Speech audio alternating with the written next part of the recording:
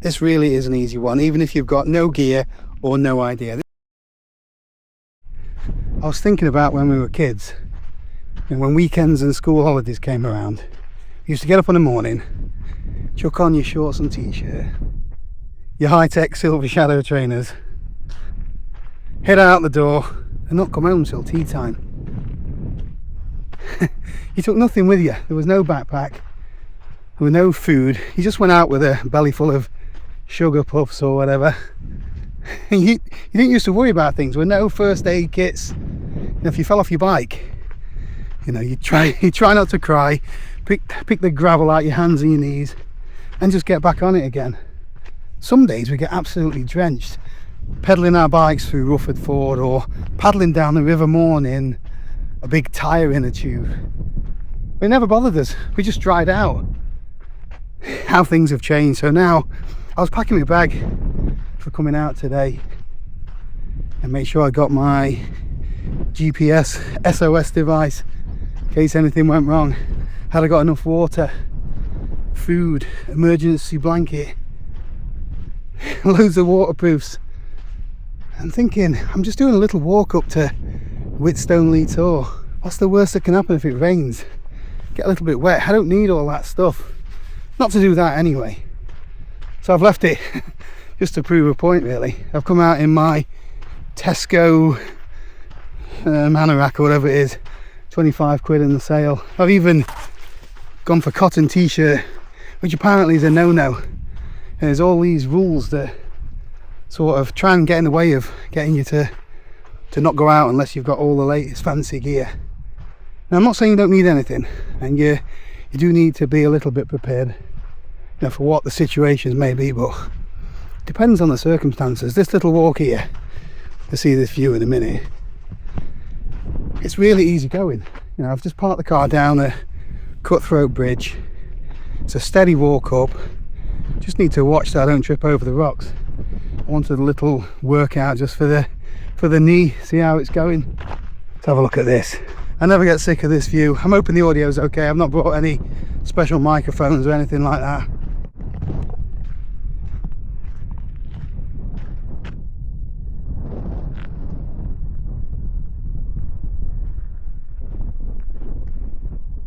So on my way up here, I've seen quite a few people, and it's both ends of the spectrum. There's people wearing full Paramo gear and a backpack full of stuff. The people with slip-on shoes, shorts and a hoodie.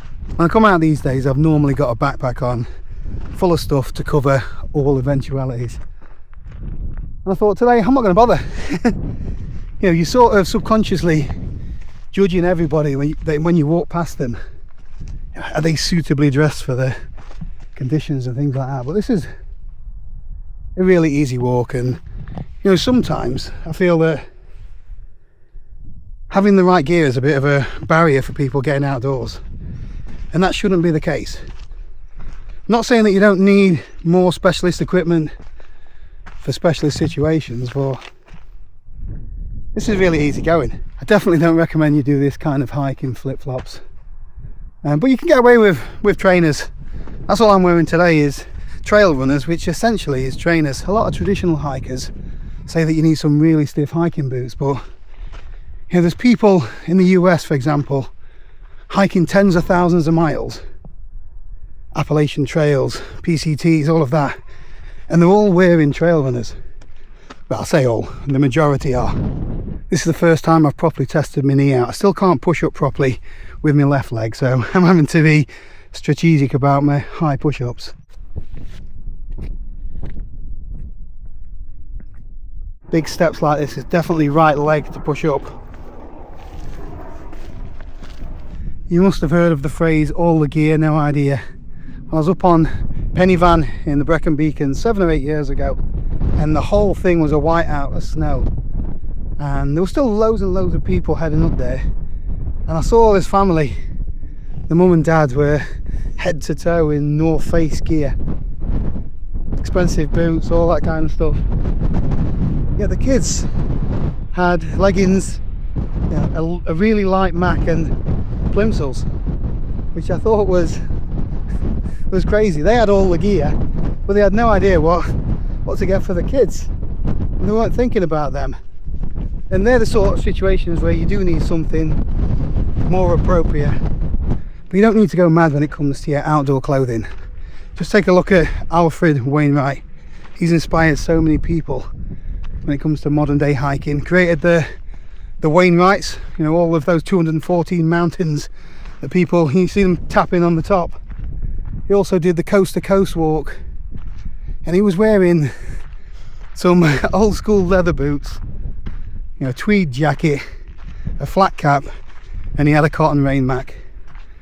That was about it. You know, none of these Gore-Tex coats or anything like that that everyone says you need to have now.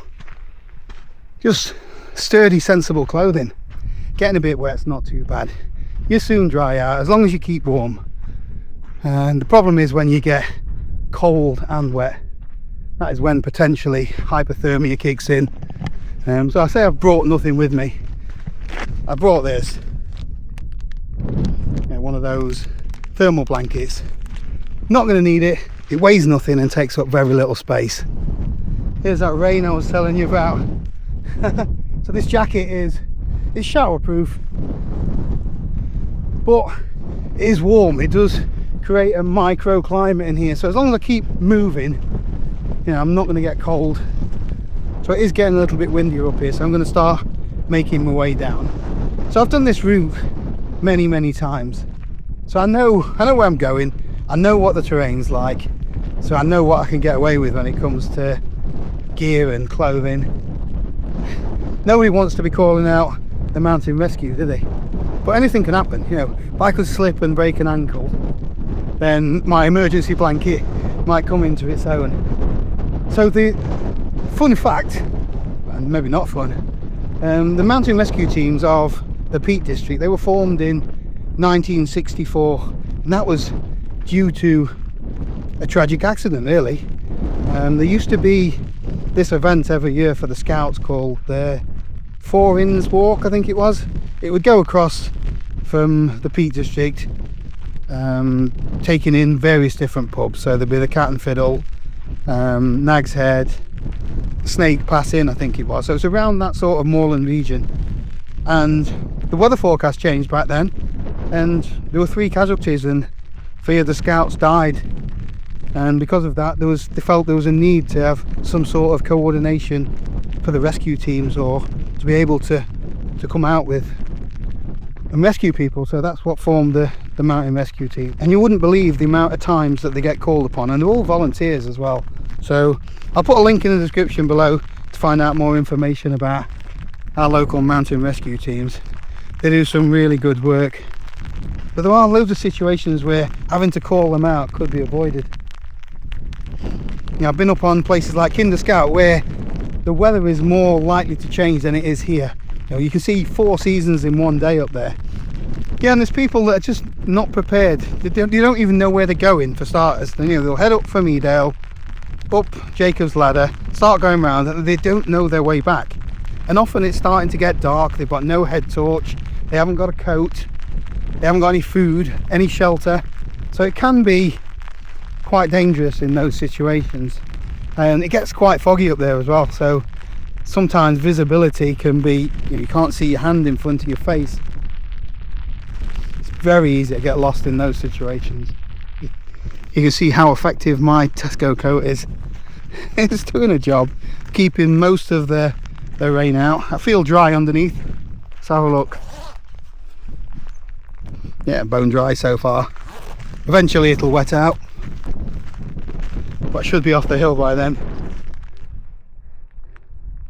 And just like that, stopped again. What a beautiful place this is. So this is called Whitstone Lee Tor. And the whole point of this video really is just to say that you don't need fancy coats, backpacks, or expensive gear to enjoy places like this. Obviously that's weather dependent. If you're in the winter or there's thunder and lightning, then you might want to rethink things, but all you need is a lightweight raincoat, some kind of grippy trainers or shoes, and then you've got these beautiful views. I will put a link in the description with the route and the coordinates for these locations, where I parked the car down at Cutthroat Bridge. If you haven't been here before, I definitely recommend it, but just make sure to treat it with respect. Take all your rubbish home with you, leave no trace. This really is an easy one, even if you've got no gear or no idea. This is as tough as it gets. Just a few little steps, suitable for all ages. Just keep an eye on where you're putting your feet. I feel like I'm ready for a cheeky little wild camp now. It's been a good test for the knee.